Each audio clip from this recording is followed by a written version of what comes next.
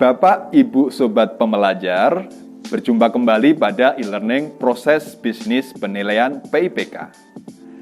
Pada materi sebelumnya, Bapak dan Ibu telah mempelajari penilaian kelemahan gabungan. Semoga Bapak Ibu masih ingat dan sudah paham mengenai materi tersebut. Nah, pada materi terakhir e-learning ini, masih bersama dengan saya, Setiawan Triantoro, kita akan belajar terkait pelaporan hasil penilaian PIPK. Pada materi ini akan dibahas yang pertama, laporan hasil penilaian PIPK, yang kedua, tingkatan efektivitas penerapan PIPK, dan yang ketiga, waktu penyampaian laporan hasil penilaian PIPK. Berikut penjelasannya. Laporan hasil penilaian PIPK disusun oleh tim penilai. Laporan hasil penilaian PIPK memuat yang pertama, nama entitas akuntansi atau entitas pelaporan yang dinilai.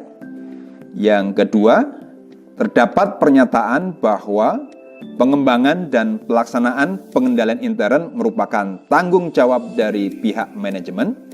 Yang ketiga, terdapat pernyataan bahwa pengendalian intern efektif sebatas hanya memberikan keyakinan yang memadai mengenai keandalan laporan keuangan.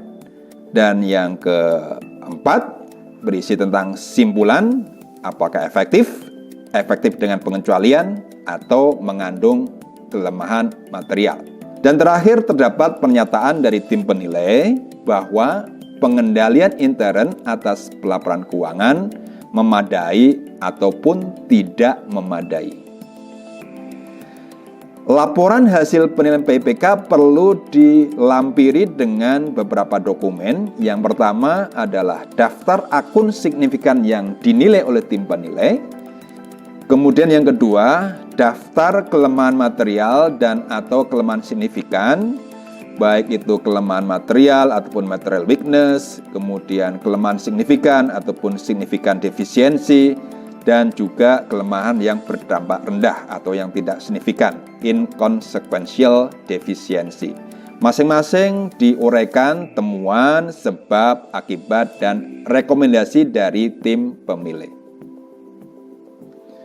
Mengenai format laporan hasil penilaian dapat dilihat pada contoh laporan hasil penilaian berikut ini.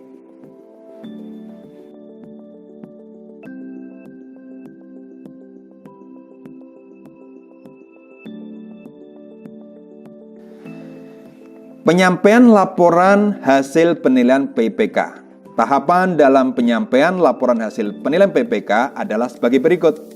Tim penilai menyampaikan laporan hasil penilaian PIPK disampaikan kepada yang pertama, pimpinan entitas akuntansi atau entitas pelaporan, dan yang kedua, diberikan kepada tim penilai di atasnya secara berjenjang. Hal ini sesuai dengan ketentuan pada PMK 17 tahun 2019 pasal 11 ayat 1 dan ayat 2. Di samping ketentuan tersebut, ada beberapa laporan hasil penilaian PIPK yang perlu disampaikan kepada aparat pengawasan intern pemerintah atau APIP, yaitu laporan hasil penilaian PIPK di tingkat unit akuntansi dan pelaporan keuangan pembantu pengguna anggaran eselon 1, unit akuntansi dan pelaporan keuangan pengguna anggaran. Yang ketiga, unit akuntansi dan pelaporan keuangan pembantu bendahara umum negara. Yang keempat, unit akuntansi dan pelaporan keuangan bendahara umum negara beserta dengan LKPP. Dalam laporan hasil penilaian PIPK, tim penilai harus menyimpulkan efektivitas penerapan PIPK dalam 3 jenis tingkatan, yaitu yang pertama efektif.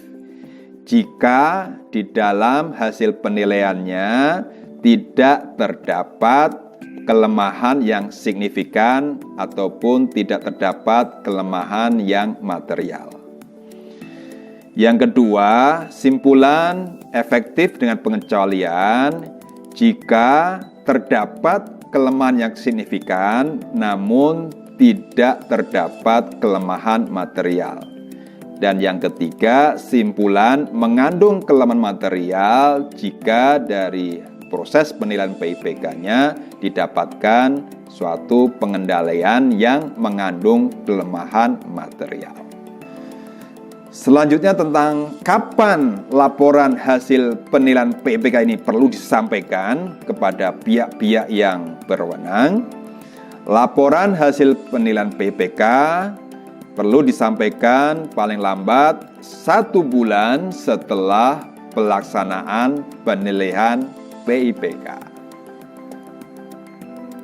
Bapak, Ibu, Sobat Pembelajar, demikian pembahasan mengenai pelaporan hasil penilaian PIPK.